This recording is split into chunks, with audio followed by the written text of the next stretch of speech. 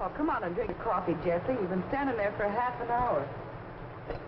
Could you bring it over here, Helen? I've got to keep an eye on these clouds.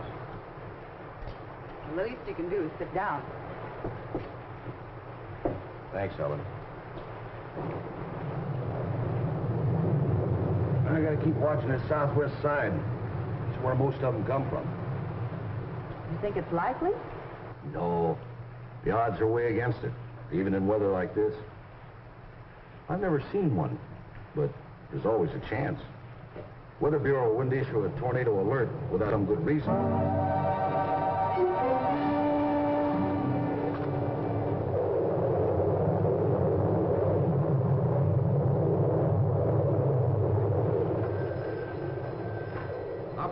Operator, this is an emergency call. I want the Elmville Weather Bureau, Main 2100.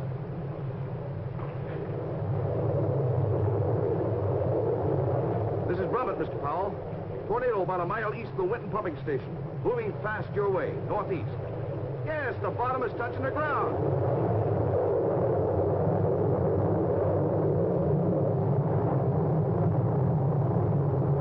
Yes, that day, Elmville was struck by a tornado. Most violent type of storm on Earth. Normally, we can expect about 180 tornadoes each year in the United States. They can occur anywhere in the nation. However, the greatest number occur in the flat land areas east of the Rocky Mountains. Each individual tornado is a violent local vortex in the atmosphere. The tornado's parent is a thundercloud, and the vortex suddenly descends to rotate wildly along the Earth in an upward spiraling motion. The funnel consists of air and moisture to which dust, mud, and debris are added by the inrushing winds, estimated to be rotating at speeds as high as 500 miles an hour. Tornadoes are usually funnel-shaped, although they may take the form of a rope, an elephant trunk, or a column. Although its sweep is generally only about 400 yards wide and up to 16 miles long, a tornado's destructive power is appalling. Strong buildings are reduced to rubble, automobiles lifted and flung through the air, great trees whirled about like toothpicks. The creation of a partial vacuum within the vortex can cause buildings literally to explode when the funnel passes close to them. No one knows all the facts about tornadoes, but meteorologists can detect the thunderstorm conditions that give birth to them. The presence of layers of air of contrasting temperature, moisture, density, and wind flow. Such combinations of conditions may generate a tornado. Usually this does not happen. But when the clouds become unusually threatening, it is wise to take every possible precaution. That calls for forewarning. And it is the responsibility of the United States Weather Bureau to provide the public with information regarding the possibility of severe local storms, including tornadoes. Such advance notice can save many lives and even help reduce property damage. To forecast the development of dangerous conditions, the Weather Bureau has established the Severe Local Storm Warning Center at Kansas City. The staff which mans this office specializes in forecasting storm conditions, not only for the Kansas City area, but for all parts of the country. Local conditions on which these men base their predictions are fed into the center constantly by thousands of observation posts across the continent. From local Weather Bureau offices come reports of surface weather conditions. Upper air conditions, which may be very different from those on the ground, are checked by weather balloons. Radar stations scan cloud formations at varying altitudes to detect dense moisture patterns, the beginning of bad weather as a rule. Specially equipped Air Force and Navy weather reconnaissance planes fly far beyond the continental limits to secure information on incoming weather. All of these observations are funneled into the Kansas City Center, along with nationwide weather charts prepared at the Bureau's Analysis Center in Washington and transmitted by facsimile. Piecing together all this information, the staff prepares a detailed analysis of areas in which violent squall lines, hailstorms, and other dangerous weather conditions are likely to occur, where a tornado may develop. But to see it, if it actually does develop, the Weather Bureau needs the help of the other vital link in the network, the Volunteer Observer Group. In Elmville, for example, the head of the local Weather Bureau had organized an observer network 2 years before the tornado struck. The first purpose of the Observer Corps was to spot actual tornado clouds and advise the Weather Bureau of their location and movement. Another aim was to inform the public about safe behavior during storms, about avoiding false rumors and panic. In the Elmville network, trained observers were stationed about 2 miles apart, with the heaviest concentration southwest of the city. All were pledged to watch any questionable weather, to report promptly to the Weather Bureau any dangerous-looking storms. One of them was Jesse Brummett, whose farm was located southwest of Elmville. One warm, muggy day in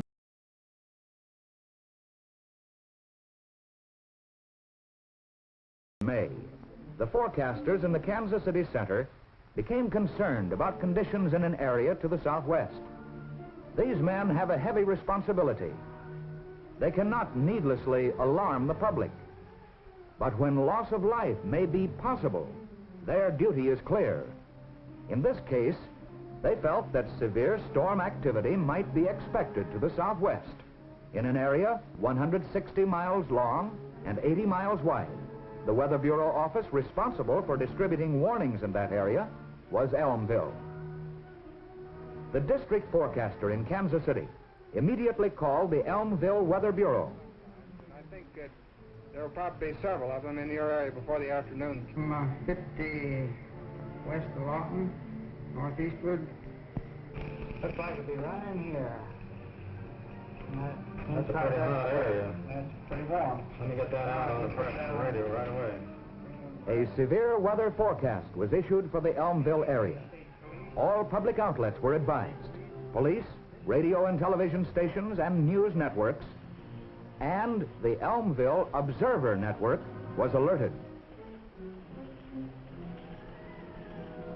This was not a tornado warning. Its purpose was merely to alert the public to the possibility of a tornado occurring somewhere in the Elmville area. We interrupt this newscast to bring you this severe weather forecast issued by the United States Weather Bureau at Elmville. There are indications that locally severe thunderstorms will southward back to the west border of Wallaby. Within this area and perhaps The public in touch reacted areas, calmly. scattered thunderstorms. They had learned from the network's information program that this alert meant only that storm conditions existed, that no tornado had yet developed. They knew that experienced observers were at their stations watching, that if and when a tornado developed, they would be warned. So they went about their business as usual, except that practically every radio and TV set in the area was turned on. Mid-afternoon, towering thunderheads had appeared with a sickly greenish-black color. On Jesse Brummett's farm, a heavy rain was falling, and he came indoors to watch from his kitchen. Then, at 3:26,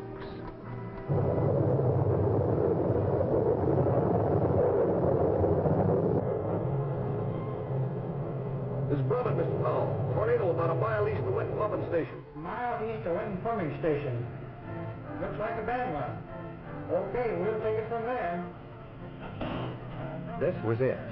Brummett's call gave Elmville nearly 30 minutes to get ready. Powell and his assistants issued an immediate tornado warning to all communities in the path of the storm.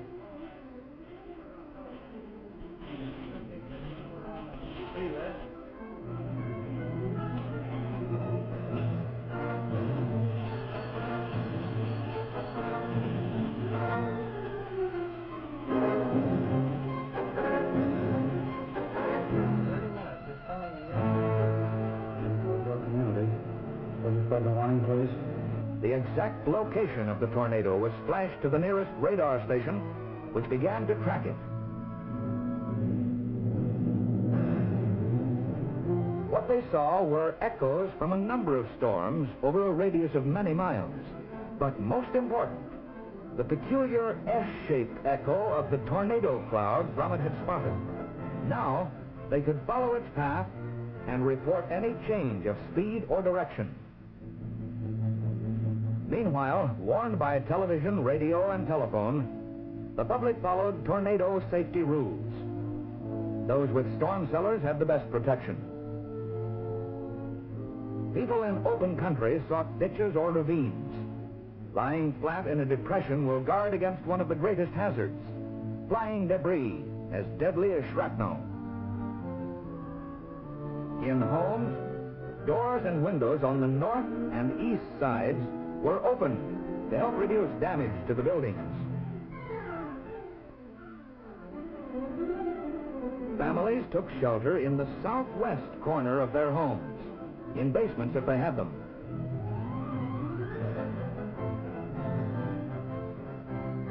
In apartments, office buildings, and factories, people moved to prearranged positions against inside walls on the lower floors. And in schools, because of practice drills, the pupils went to their assigned places on the lower floors, away from windows and large roof areas. Within minutes, the people of Elmville had taken shelter. There was no panic, for this was an informed community.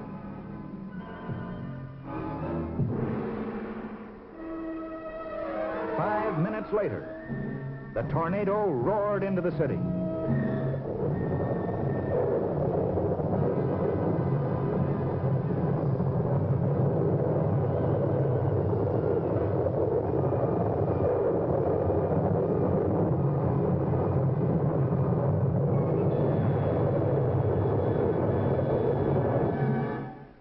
Then it was gone, as suddenly as it came. The wind shifted and the air cleared over a scene of devastation. Property damage totaled millions of dollars, but no lives were lost, and there were few injuries. Without the Weather Bureau warning, without the local storm warning network, without the calm cooperation of an informed public, the toll might have been tragically high. Nothing can prevent a tornado or any other storm, but the United States Weather Bureau is predicting their approach with ever-increasing accuracy. A large part of the tornado safety program is in the hands of the public. Every community in an area subject to these storms should have an active local warning network. If you live in such an area, support your local network. If you don't have one, start one. The nearest Weather Bureau office will furnish detailed information and assistance.